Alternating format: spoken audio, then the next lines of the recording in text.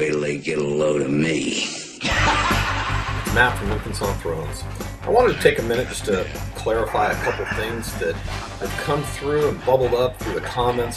What anybody said, wrote, or thought is valid.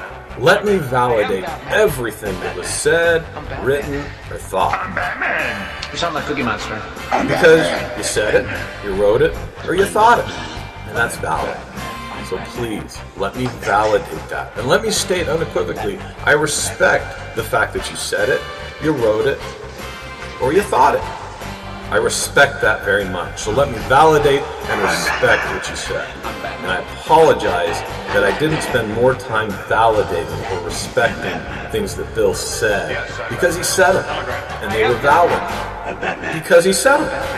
Darling, I don't have to answer to you. I'm Batman. Or something like that. This is Infants on Thrones. The philosophies of men mingled with humor. We are the Quorum.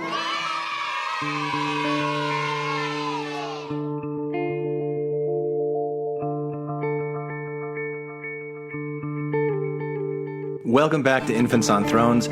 I'm Glenn Osland, and kind of reinvigorated. You know how we've been really burnt out on talking about Mormon issues, and I think I'm ready to kind of dive back into some stuff. These listener essays have been really reinvigorating that way. So anyway, that's not really what today's episode is.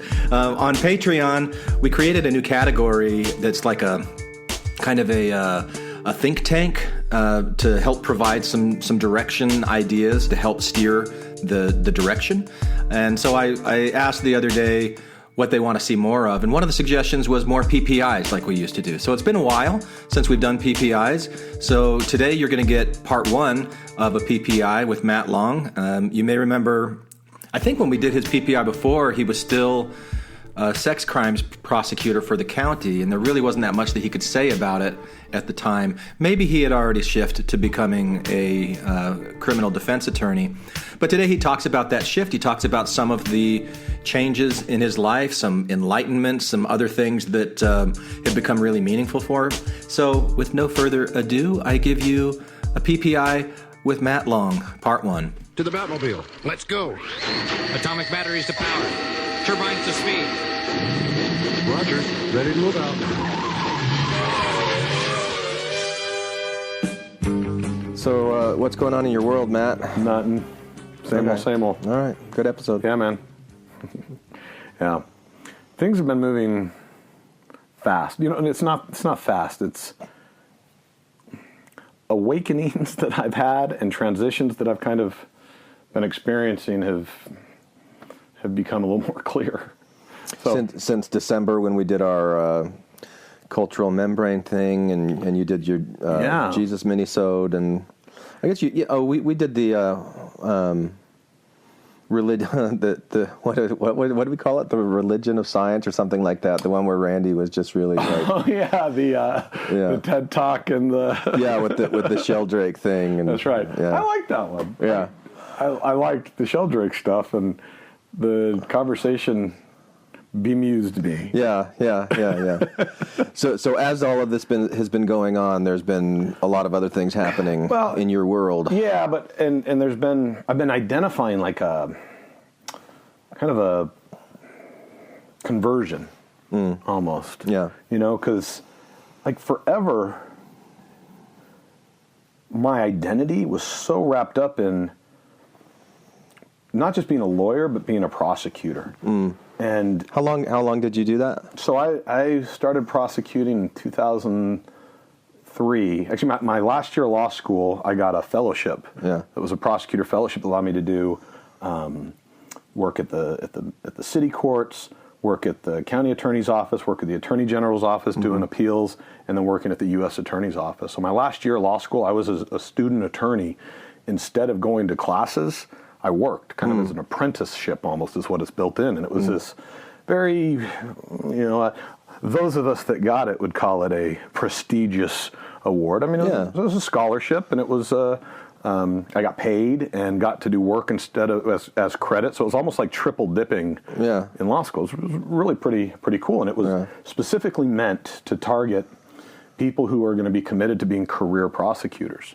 And so in many ways, in getting that started this identity of not just prosecutor, but career prosecutor. That you're going to go after injustice and... white hat and just, do everything that you... And then my path in prosecution was kind of interesting in that I happened to be supervised by what, easy to say this now, but were some of the best trial attorneys and prosecutors that, that at least the state, and in some cases the nation, has to offer. And they really kind of took me on as a mentor. I learned a ton, got to do some really cool cases, some interesting cases. But what happened more than that is this indoctrination into this, cult. This cult of law enforcement, prosecution, going after the bad guys. Why do you call it a cult? Well, I call it a cult now because I learned it was a cult. Yeah, but I mean, how do you define that? What does that mean? There was brainwashing. Okay. There was, in-group, out-group. Everybody who's not in-group do you know, somebody told me recently there's like somebody that did a lot of writing and research on cults, and they came up with something that it's an acronym that's BITE. Okay. BITE, and it's behavior, I forget what the I is, thought, and I forget what the E is. Boy, you're like half there. I know. That's why I'm asking for your help. Have you? I've never heard that. You haven't heard anything, but as like defining characteristics of a cult. Anyway, I'll asterisk that and look into it later. But I was very much just like the prosecutor. Like I was, I started training other prosecutors how to do trial work, how to, how to present cases, and then that led to. Really early on in my career, I had these aspirations of being this homicide prosecutor, because that's the top rung, the legal world is the perception. And early on my first boss was asking what I wanted to do and I said, I want to be a homicide attorney, of course. And she said, all right. I said, well, tell me why not? Why that reaction? She said, homicide's pretty easy. Let me push pause for just a second, because I looked up the BITE model of cult stuff. Hear. So it's behavioral control, information control, thought control, emotional control. And so then for each one of these four, there's a lot more underneath them to see. But it's interesting that are you thinking of the legal system just in general? No, prosecution specifically. Prosecution specifically is like a subset of the legal system. Absolutely. That has its own. So what if you're going to stick to this cult thing, you would say that there's certain ways that you're trained, or like you said, brainwashed, that impacts your behavior, the type of information. Absolutely. The way that you're supposed to think about things. Absolutely. And the way that you're supposed to feel about things. Yeah. Okay. Cool. Absolutely. Interesting. Wow. And it starts because you're so young, and you look at these young older prosecutors especially, and you see this is how it's done, and they give you not just it's dogma. It is dogma. It's just dogma. It is, Glenn. It is 100%. And then you add to that policies and rigid policies that are AKA dogma. but that are advancing a certain political ideology. Right. And so then that ideology, in order to, I think, survive mentally, is you adopt it. And not just adopt it, but say, that is my ideology as well. Yeah. Right? And that definitely happened. That definitely happened early. Definitely happened. But... Of course, you're an excellent prosecutor. Of course. Dad lets me drive the prosecutor. Dad lets me give the opening statement. Yeah. But this supervisor of mine said, homicide's silly. I mean, it's easy. She said it's an ag assault with a dead body. Half the crime's been already proven. Got a dead body. Who done it? And it's pretty easy to find out who done it, right? Butler. Always the butler. Right. Yeah, it's always a butler. Yeah. They need. Did I hear something about a Clue remake? I don't know. Did you? I did, and it almost disappoints me because that was the one. It was like the of all the board game movies that exist. Yeah, like that one was done well. I liked Chutes and Ladders, the sequel. Actually, that was pretty dang awesome. But so if you compare Clue to Murder by Death, do you have a favorite? I don't think I've seen Murder by Death. Murder by Death is the best. Yes, that's the answer. Okay. Oh, I love Neil Simon, Lenny I think. in it, man. It just... Yeah. Michael McKean. Michael McKean. Yeah. Saul's brother. And that was pre me seeing Spinal Tap. This is Spinal Tap, which I saw I saw it probably within the last 10 years, man, and just freaking blown away by it. Well, we saw it together, right? When we did the Infants Retreat in Vail, we watched Spinal Tap. That was the first time I ever saw it. Oh, really? Yeah. We watched it for a lunchtime movie review once. Oh, okay. And I was just... Yeah. Maybe it was good that I saw it as an adult because I appreciated it more. Otherwise, I seem to remember that we were in Colorado, and that Spinal Tap was on. I don't know. There was some kind of a haze over me. I don't know that I really remember much of the movie. You were so happy being with the rest of the infants. I'm sure that's what it was. I was overwhelmed with happiness. Ecstasy. Yeah. And it wasn't ecstasy. Hard to... I know it wasn't that. Yeah. So anyway, homicide.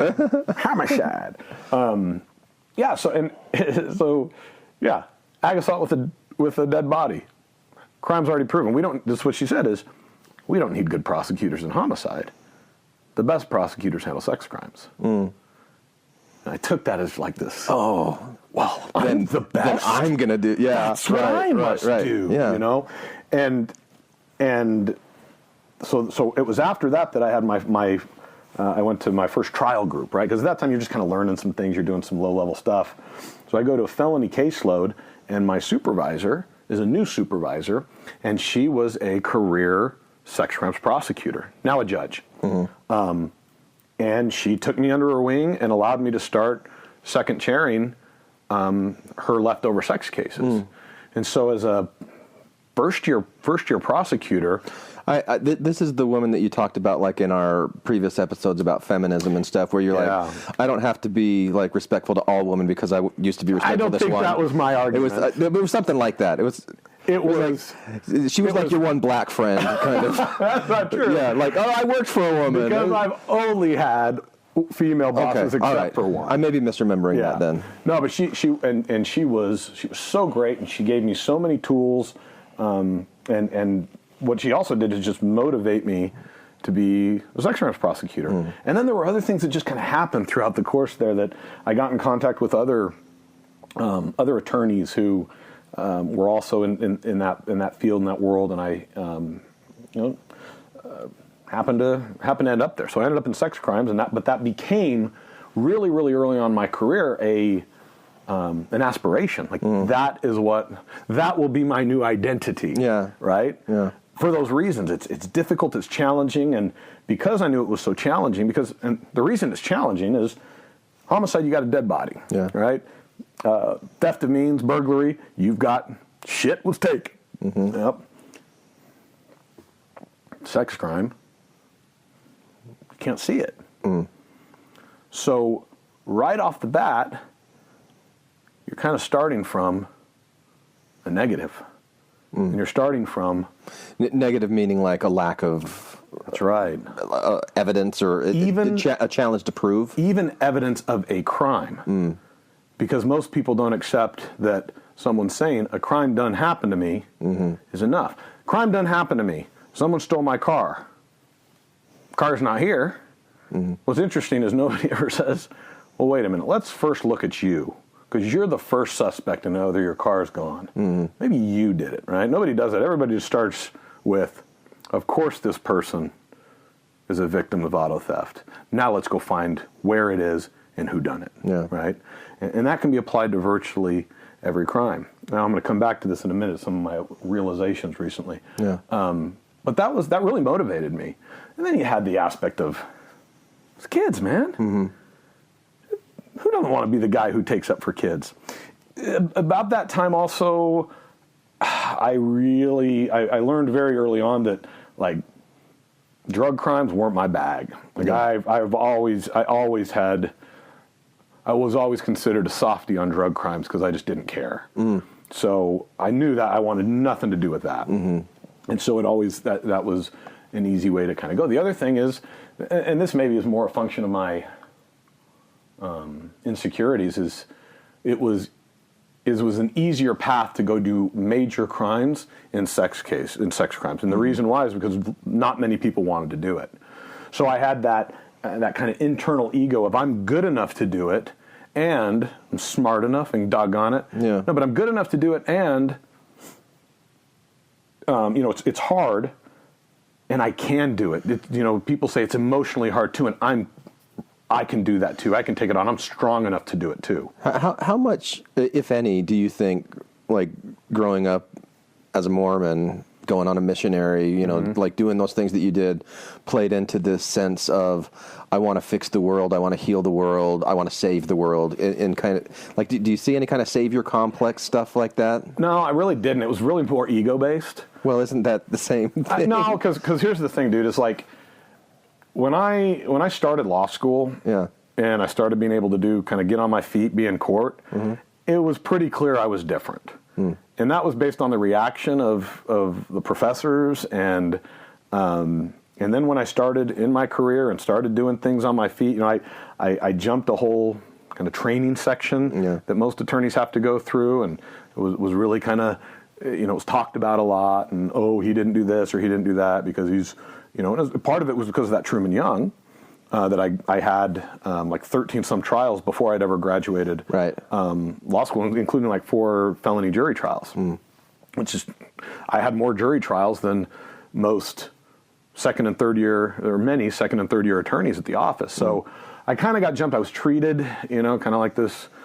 The golden boy. The golden boy. Yeah. And I really was. I mean, I was treated like that by the supervisor. And you actually had hair back then that was rather golden, right? Yeah, it was pretty golden. Yeah. It was waning at that point. Oh, was it? Okay. All right. I did a preemptive strike pretty soon. Okay. After starting. What about preemptive strike? So I had this. I knew I was good. I knew I was just. It was natural. And so it was really this dual ego of, these are challenging cases, and I'm really skilled, and I'm emotionally strong enough to cope with the stuff that I deal with. I'm very good at compartmentalization, I used to tell myself. The thing that was so funny, maybe tragic, is how naive I was. That nobody told me what that job entailed emotionally. Nobody told me what I was about to experience. Had I been told, you're going to be forced by your job to watch a child being sexually assaulted on film, and the sounds of her crying are going to make you sob again and again and again. For years.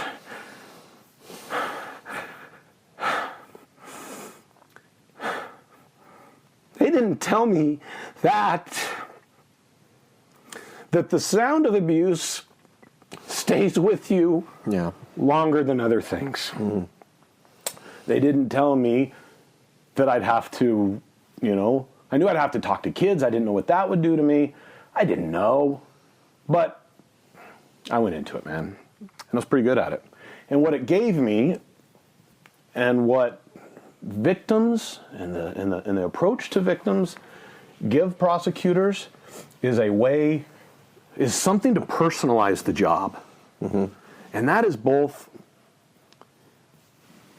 a powerful thing and a terrifying thing. Because when you give someone with power personal motivation,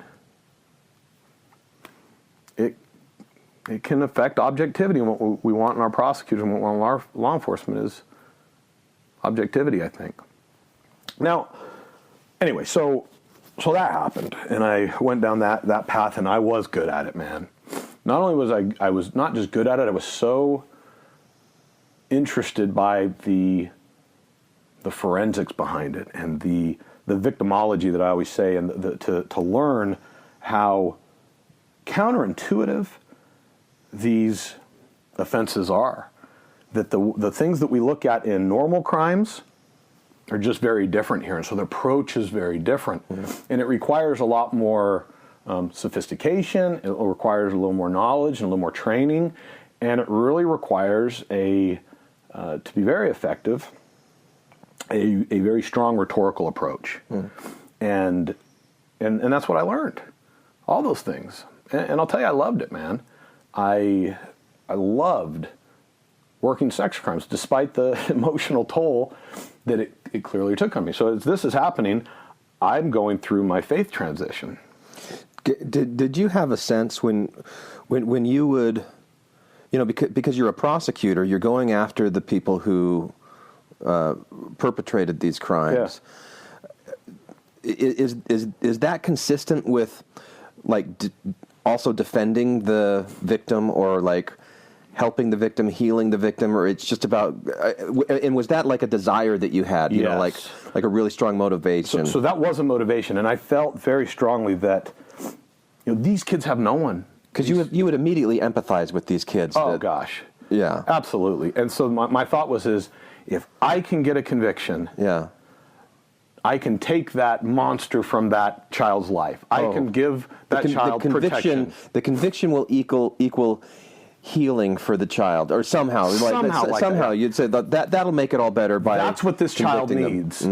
Because here's I said. Not only if I can get a conviction, that sends a message to the child. Yeah, the jury believes you. Yeah, you are believed. Yeah, and it just makes sure to take that offender away from that child. So in many ways, that was kind of the dual motivation for these kids. Is that process not just says them, I believe you, but it says that I will make sure others believe you. Yeah.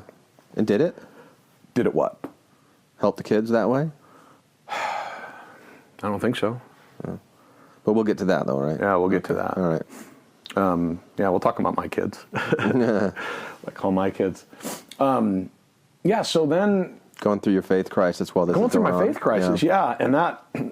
I don't really connect the two at all, because one was very separate. Although at the same time that was happening, as I was going through my faith crisis, a number of cases started coming in that were LDS specific, and that's when I first started seeing the issues with policies, and not just issues with. So the first thing I saw is there's a real problem in the Mormon Church as it relates to offenders. There is a greater number of, from my observation, offenders that were coming from the Mormon community than were coming from any other community, and that was troubling. And I didn't really understand it, and tried to come up with reasons why or whatever. But when you pre-faith crisis, when you would see something like that, would you feel any kind of affinity towards a Mormon? No, and you'd see, in fact, the opposite. Yeah, is it was almost like that is an aggravating factor. Yeah, because you know better. Yeah, you should know better. You should be held to a higher standard. Yeah, right. It very much.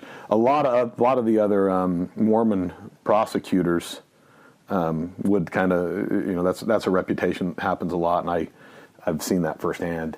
It was, and again that goes to the indoctrination. My first mentor, she handled a couple bishop specific cases, and in fact was handling one when I was kind of working for her, and so very quickly I learned, okay, the church has problems with molestation, all these things. So I knew that. I was really able to separate, okay, there's people do bad things, but I was definitely indoctrinated in that prosecutor mentality that religious institutions equal problems with sexual abuse. But that didn't completely affect the faith crisis. It wasn't tied to that, but it gave me the strongest reasoning that I could tell people. Right? Didn't have to go to Joseph Smith, Book of Mormon, all these things. What I could say is, look, man, just not going to support an institution that So that was happening as well. And my faith crisis happens, and these cases that kind of where these guys are using the lessons of polygamy and the temple and all these religious themes to perpetuate abuse.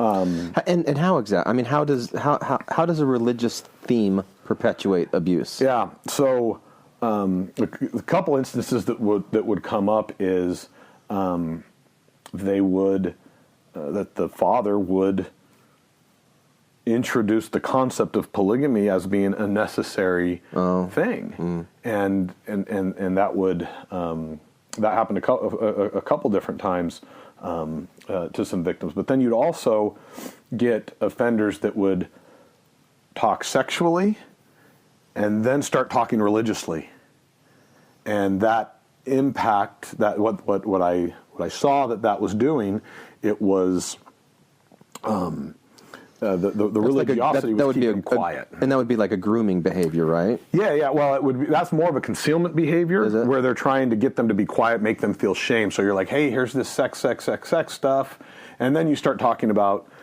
some religious stuff, and this is kind of a reminder to be quiet. You're involved in this too. It's not just me. So it's a form of shared responsibility in causing the child to feel responsible for the actions, right? Kind of reinforcing that. The other things you'd see is, they'd talk about one guy would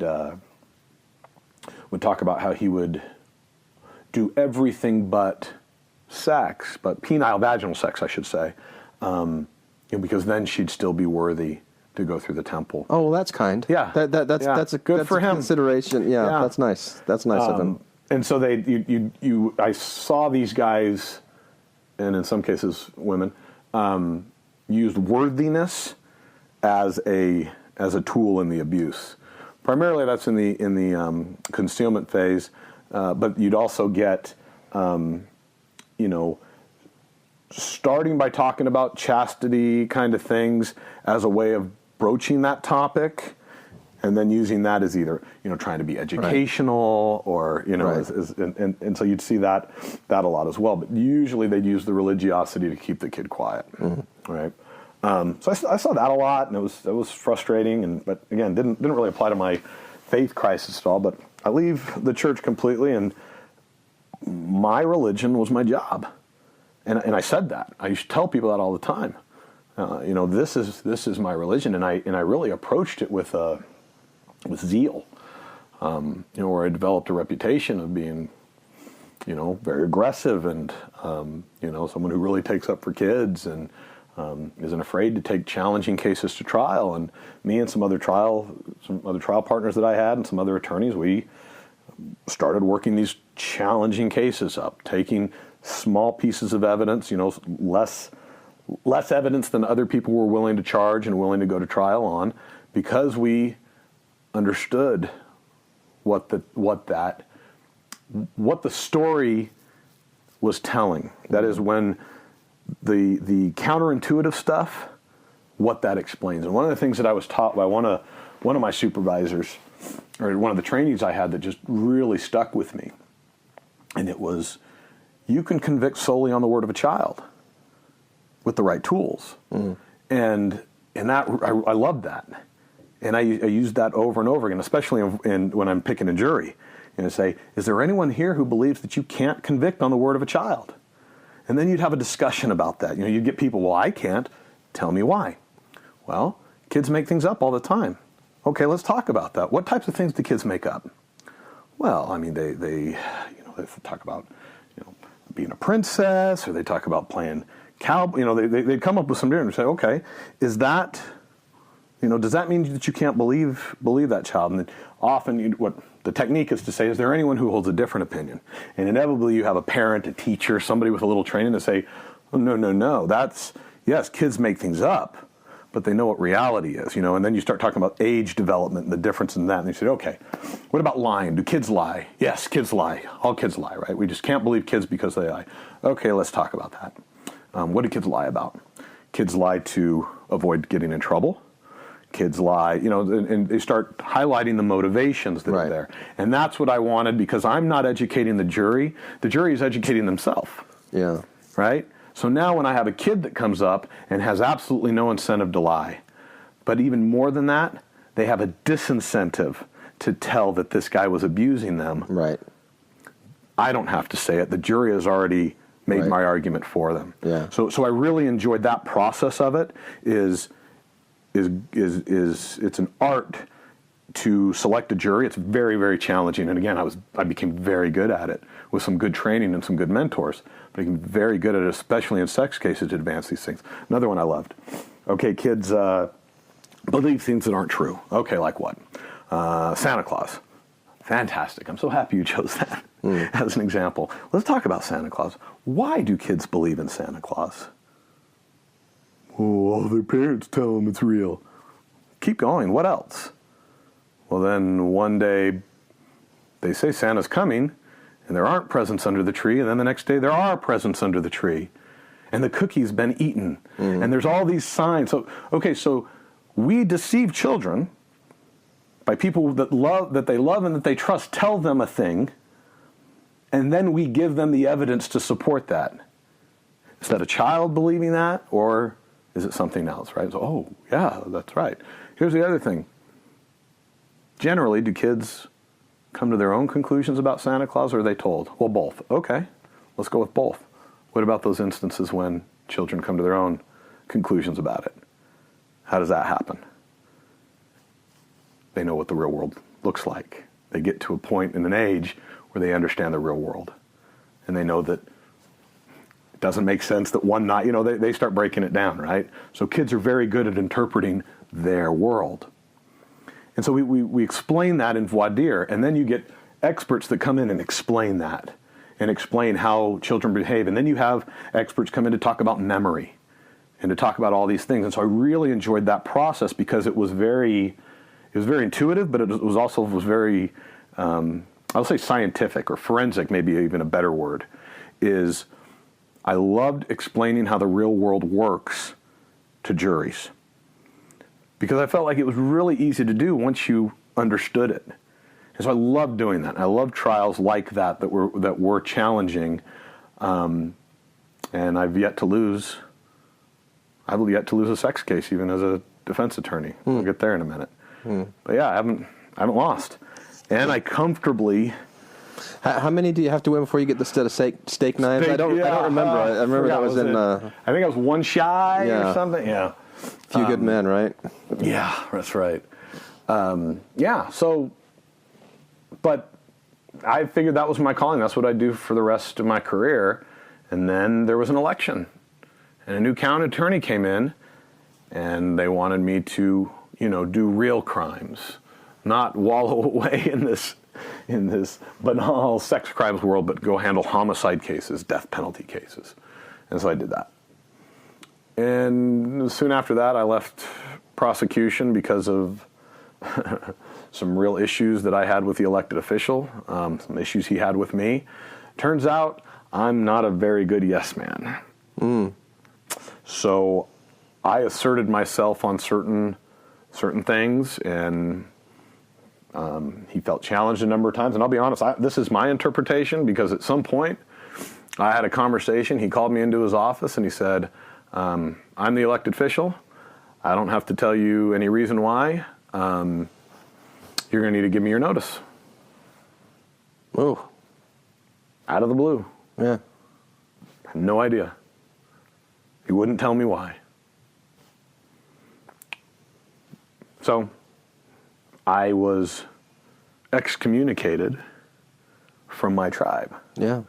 Because it really was. I mean, I had been so sufficiently indoctrinated and bought into everything that they had sold about the law enforcement being mostly correct, almost always correct, right? The rightness of our position, what scumbags defense attorneys were. That was something that is just hammered, right? Every defense attorney is a piece of shit liar, right? And I used to articulate that. And then I got to the point where I've got to survive. The last thing I want to do is do defense, because that's not my calling. And the last thing beyond that I'd want to do is defend these piece of shit sex offenders, right? That was the idea. That was the concept, right, back then. But I started doing defense work. After leaving prosecution, And I think it's important that you were kind of forced from it. Yeah. Like if you hadn't have had that elected, what was he? The county attorney. The county attorney fire you, you'd still be there, still be doing it. Yeah, I think I would be. Yeah. I mean, I would. Yeah. And when you look on it now, are you grateful? Oh my gosh, it's beyond that. It was a necessary step for not just personal growth, but enlightenment. Yeah. It really, really was. So I started doing defense.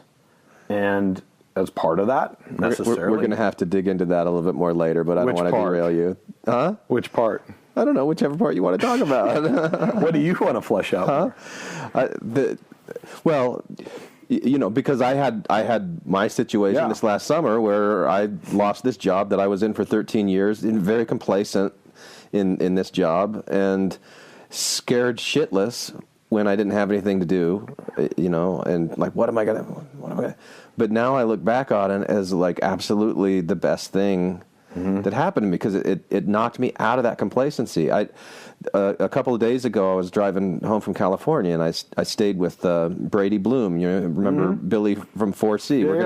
We're gonna bring him back on Infants on Thrones and have a conversation with him. I like him a lot. He's a stud, and he's like ahead of the game, where he's recognizing the complacency in the job that he's in and thinking, you know what, I've got passions. I want to pursue my passions. So he's kind of going for that voluntarily, where I feel like me, and I think what you're saying is you, kind of got forced into figuring that out afterwards, which I don't know, is something that I wouldn't have ever wished upon myself. And I'm just so glad well, the forcing, what it did is it forced me to maybe start engaging in things and in concepts that I wasn't really prepared to do. So there was a transition, especially when I first left, just a comfort level and all this. I did want to, one of the things that was part of that prosecution piece, though, and this is really a tribute to the good people that supervised me and that I worked with. We very much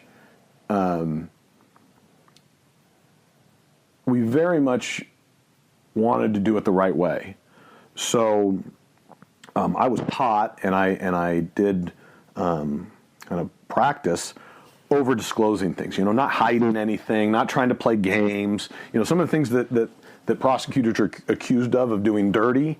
I really felt strong, and I try to reflect. And did I cross a line? Did I do anything inappropriate? I don't think I did, because of how I was trained.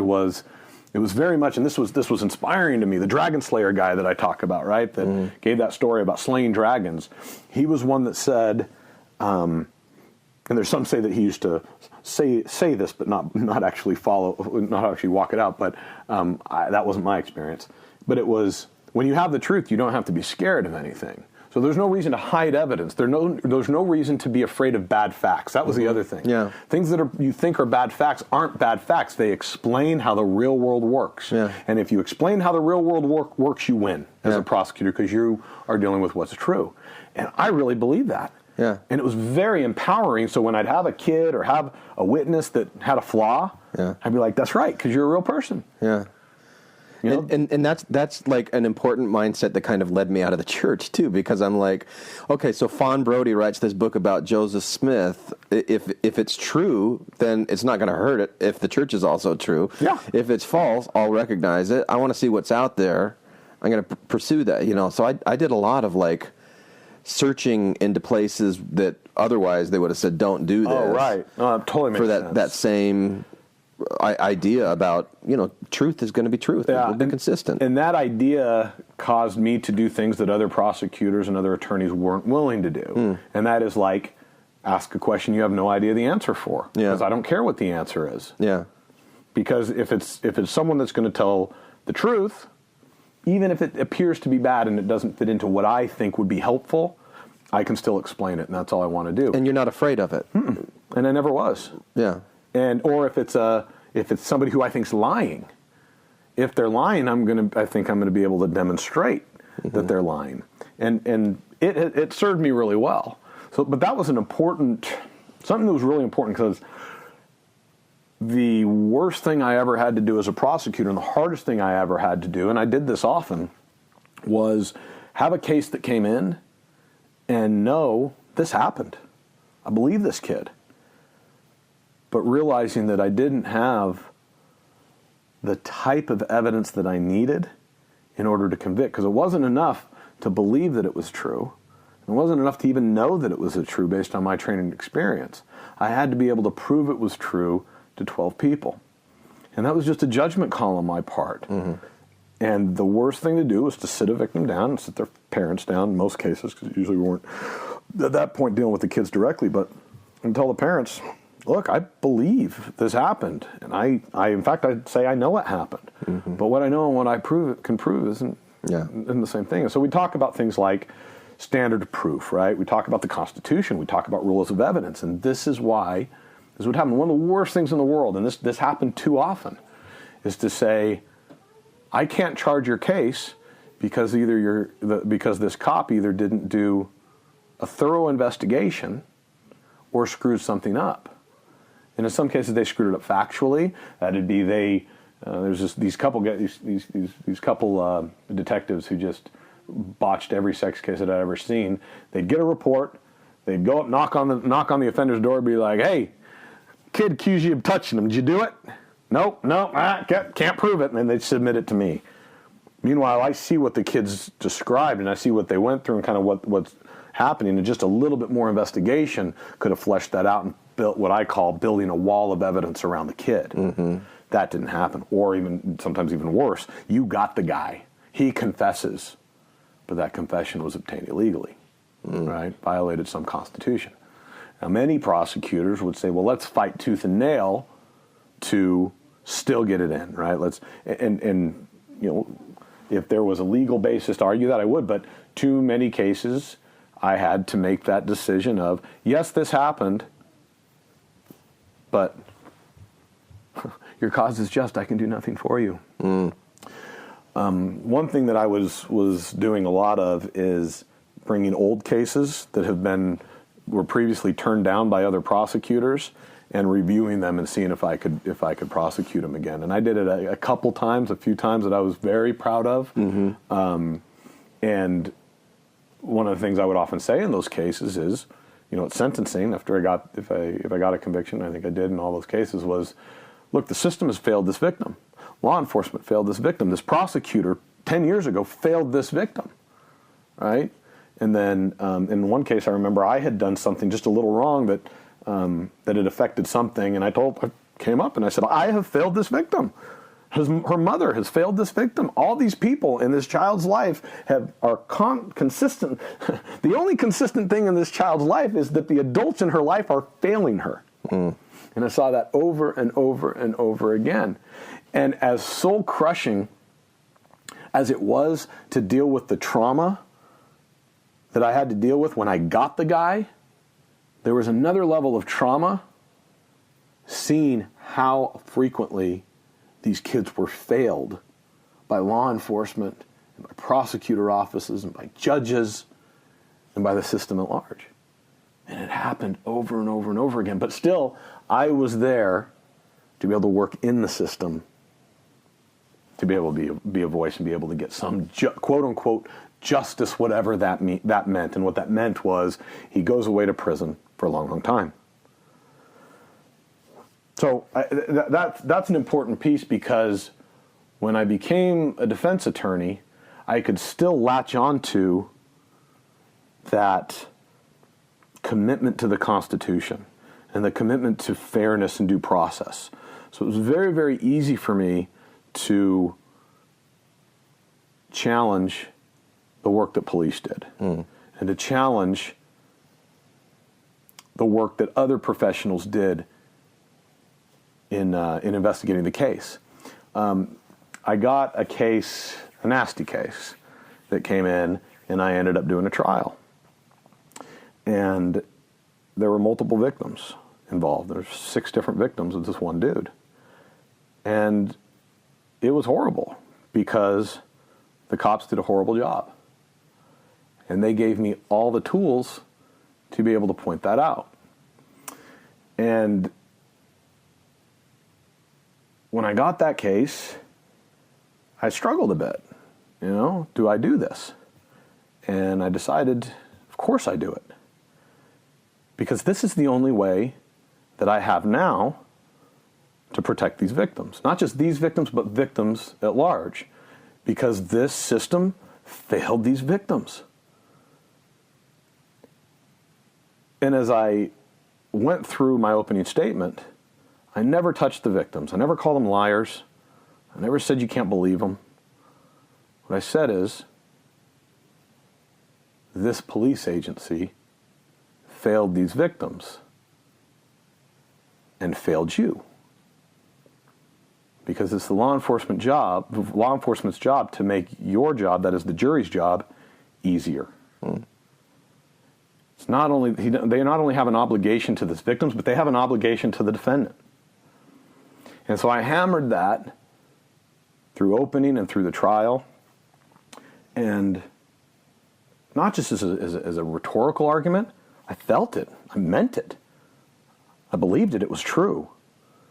And I had so much fire for this one particular detective. And by the way, this is a detective who I had worked with as a prosecutor for years, and I really despised him. And I despised him because he messed up so many cases. So in many ways, this case that I was the defense attorney on was a case study in all those failed victims that I had seen over the course of the last, the 8 years prior to that this detective had failed. And so when I was saying this, it wasn't just an argument. I was talking to him. And I made the trial about him. And as they were putting the defendant on trial, I put the police on trial. I had to cross-examine a victim in that case, a teenage girl. And I crossed her, got done. I think it was fair. We went back in chambers and we're talking about some scheduling things, and the judge at the time, who was a former defense attorney, said, it was the proudest moment of my life, Glenn, I'll be honest. He said, Matt, I have never seen a more deadly cross-examination, but I've never seen a more gentle treatment of a victim on the stand. Yeah. And I said, Judge, because I know these cases. I know kids. There's no need to cause trauma to these kids in order to demonstrate that they've been failed. And he just kind of shook his head. And that was what I was going for, is somehow threading the needle of being extremely effective for my client and in advancing what these guys, that is the cops, did wrong, while not causing unnecessary trauma to the victim. In fact, as the prosecutor's doing his direct examination of the victim, I'm getting pissed. Yeah. Because he didn't have quite the same training I did as it relates to talking to victims, and he's just kind of fumbling through and making it awkward for her. And I'm just, the trainer in me, the old prosecutor in me, is just getting worked up as he's not making it easier on her. And then I come in and I hit a couple points very softly, sit down. Yeah, man, it was. So seeing that system is just frustrating. Anyway. So that really helped me kind of crystallize my approach, working as a defense attorney. And how many years have you been doing that now? What, 3, over 4? 3, almost 4. Yeah. Yeah, and I've handled a fair number of sex cases, and I've gotten, I think, some what some people would see as a good result for the defendant. In that trial, by the way, when we got done, before another victim had to testify, I got a call from that prosecutor, and he made a plea offer that should have been made many, many, many months before. And it's a plea offer that I suggested many, many months before that should have happened without having to put that victim on the stand. But unfortunately, we had to go through the process of the trial for the prosecutor and the police officer to see that what I was telling them that what was going to happen was going to happen. It must be really frustrating, because the concern that you have for the victim to have to put them through all of this stuff and to see that the only people that really benefit from it are the people that are running the system. Yeah. Like it's not like the system isn't really there for the victim. Did you hear that crack come through? You don't have your earphone. You're cracking my neck right in the microphone. Yeah. Yeah, maybe. Yeah, sorry, I derailed. Yeah, that's okay. Yeah. I'm just lobbing you a softball. Yeah. And I just totally derailed it. Thanks, homie. Yeah. Yeah, what was the question? The question, it must be really frustrating to recognize that the system doesn't support the victim. It's really for the benefit of the different parts that are maintaining the system. Yes. And it's all about system maintenance. It is. And not and because of the rigidity, it doesn't have to be. Well, it may have to be because the one thing that I also learned as a defense attorney was I was unique in that and this is, again, it goes back to my training, the people that I associated with, because we had kind of this subcult within a cult, right? We were we perceived ourselves as these big dog trial attorneys, taking challenging cases to trial, not being afraid to lose, willing to take our shot. And then there was versus the probably, which is the 80%ers out there that take easy cases, cheap deal the challenging cases, right? It's not about the guy that should be gotten. It's about how strong the evidence are, and that dictates too often. That dictates the result. And I took a completely opposite approach. And so one of the things that I also felt strongly about, both as a prosecutor, and this really instructed a defense attorney, I was very cognizant of my power, and especially my power in sex crimes here in Arizona, where the consequences, the prison sentences, are huge. I mean, we're talking multiple life sentences, right?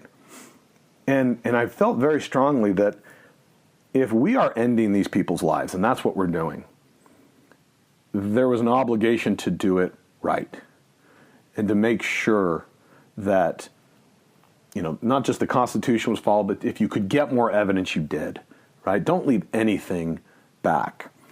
And as a defense attorney, it became very easy to adopt that mindset and say,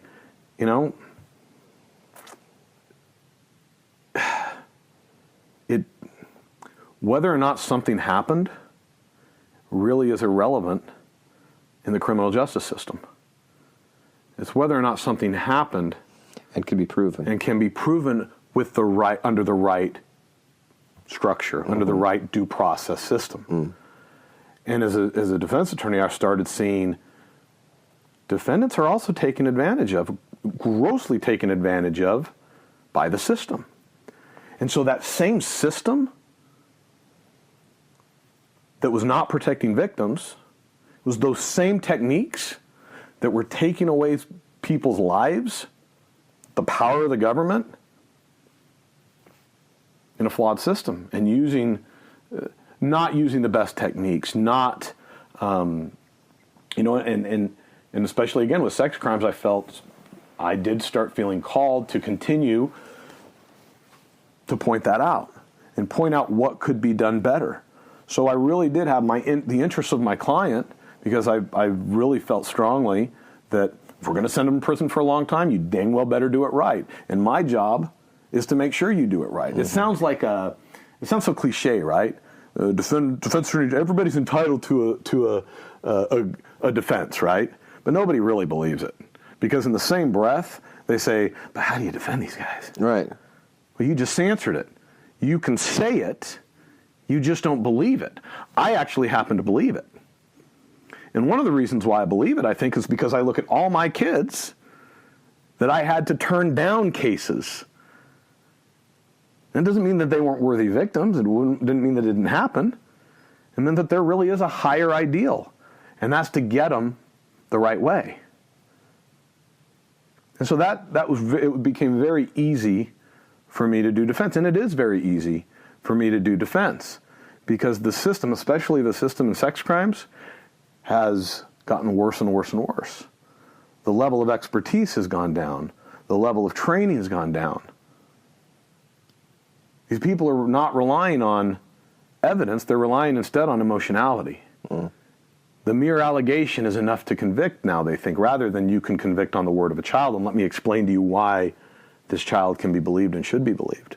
There's been a shift there, and I'm offended by it as a prosecutor. And I say that all the time to these prosecutors, is I do defense work now because your work and the law enforcement work in this case offends me as a prosecutor. Because I spent so much time and energy training law enforcement, training prosecutors to do it right. And as I've gone away and other people have gone away and there's been attrition because it's a burnout type job, the skill, the knowledge is just different.